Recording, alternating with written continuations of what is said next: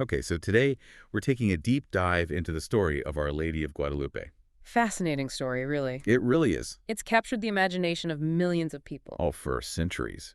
And even today, it still holds so much power. Yeah, absolutely. And we've got so much to unpack here. I mean, we've got historical accounts, theological interpretations, even some scientific analysis of the image itself. It's true. It's almost like every discipline has something to say about Our Lady of Guadalupe. Right. And our goal today is to kind of weave through all of that and really try to get at the heart of this story and why it continues to resonate so strongly even after all this time. Definitely. So, to really understand this, we need to go back to the beginning. To the source. Exactly. And that takes us to December 1531 in what was then New Spain, shortly after the Spanish conquest. A time of enormous change, upheaval, a real clash of cultures. Absolutely. And right in the middle of all of this, a humble peasant, Juan Diego, has this incredibly profound encounter that ends up changing the course of a nation. No big deal. Talk about a story. So Juan Diego, who is a recent convert to Christianity, he's walking near Tepeyac Hill, and suddenly he hears this beautiful music and sees this radiant woman.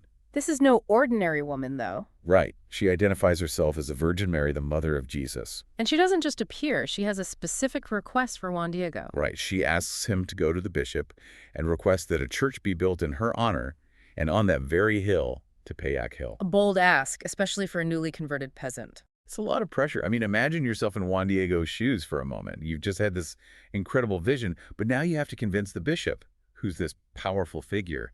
And we know from the sources that skepticism ran high in those days.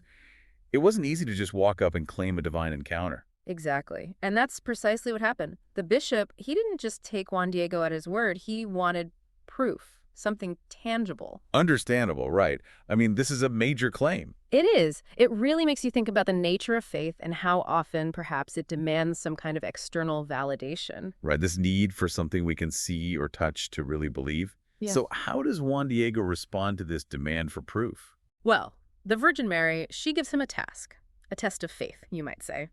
She tells him to go back to Tepeyac Hill, which, if you're not familiar with the area, it was known for being pretty barren, especially in December. And she tells him to gather flowers. In December.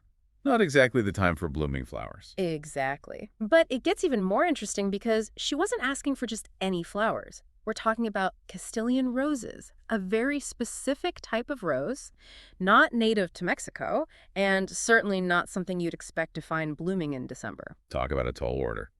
So Juan Diego, being a man of faith, he goes back to the hill.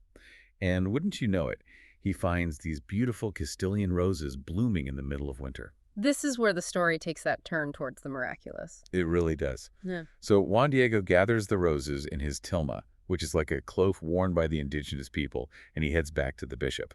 And this is the moment everything changes. Picture this. Juan Diego, standing before the bishop, opens his tilma and the roses spill out. And there, imprinted on the fabric of his tilma, is the now iconic image of Our Lady of Guadalupe. An image that wasn't painted, that appeared miraculously, defying all logical explanation. Talk about a mic drop.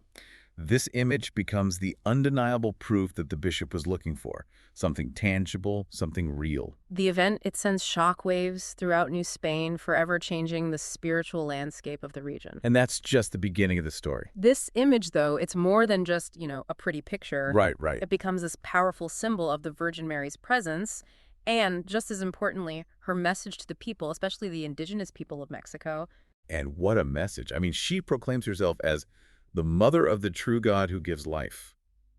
Wow, those words must have had such a profound impact, especially for a population so recently introduced to Christianity. Absolutely. Here you have a people grappling with the aftermath of conquest, facing immense cultural upheaval. Trying to find their footing in this new world. Exactly. And into that turmoil comes this message of comfort, of protection, and above all, of love. A mother's love that extends to all people, but especially to those who are hurting, who are lost. Right. And let's not forget, she specifically asks to be called Guadalupe, a name that wasn't chosen randomly. Oh, absolutely not. That name, it resonated so deeply with the indigenous people because it actually resembled the name of one of their own goddesses, Tonantzin. Wow, I didn't realize that connection.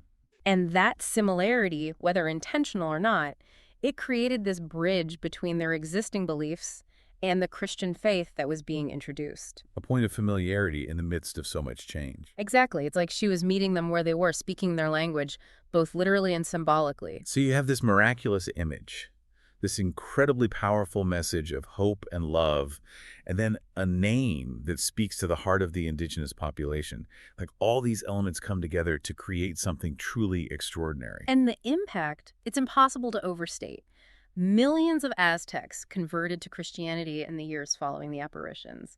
The image of Our Lady of Guadalupe, it became this rallying point, this symbol of faith and hope. And you see that even today? Absolutely. Her image, it's everywhere, not just in churches, but in homes, in businesses, Yeah. even on murals and tattoos. It's true. It's like she's woven into the very fabric of Mexican culture. Exactly. She's become a symbol of Mexico itself, representing not just faith, but also patriotism, resilience, and hope. It's interesting, too, how the image itself has been interpreted and analyzed over the centuries. Mhm. I mean, there's so much symbolism packed into every detail. Oh, absolutely. Take, for instance, her downward gaze.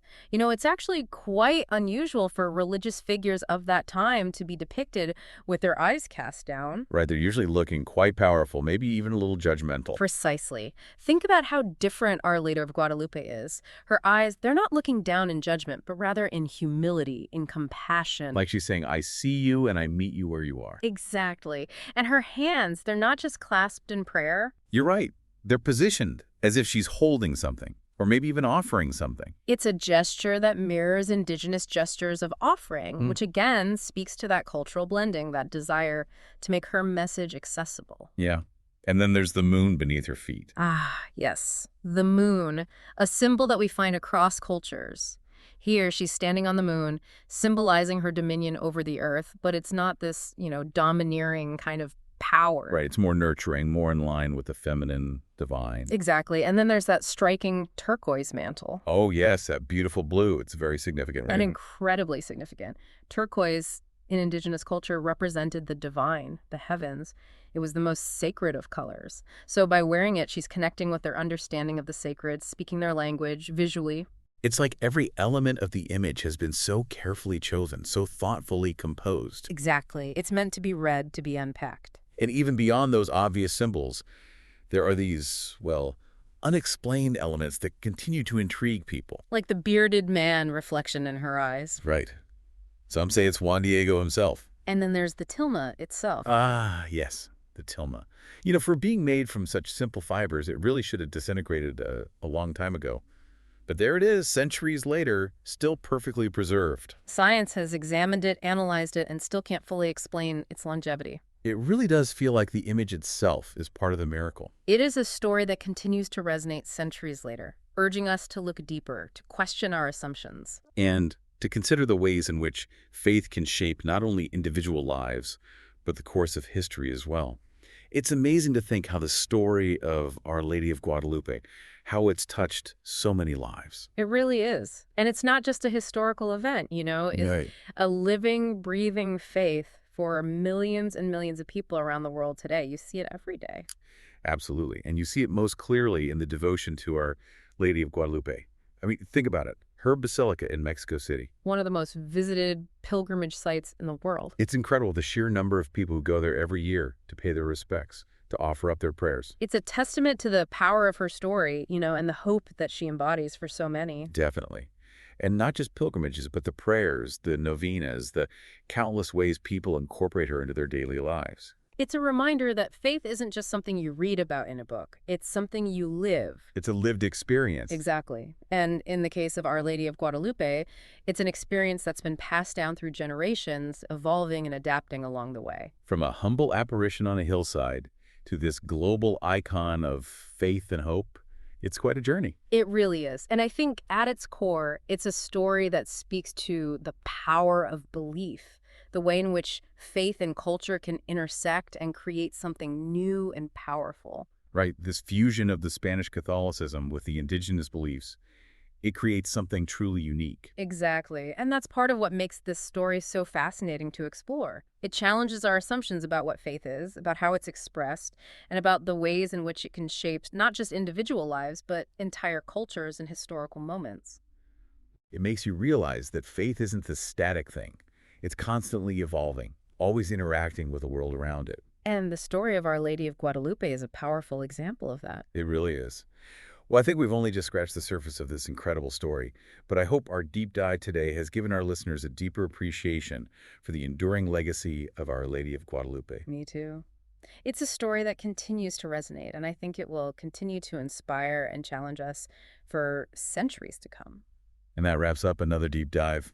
Until next time, keep exploring, keep asking questions, and keep seeking out those stories that remind us of the power and mystery of the human experience.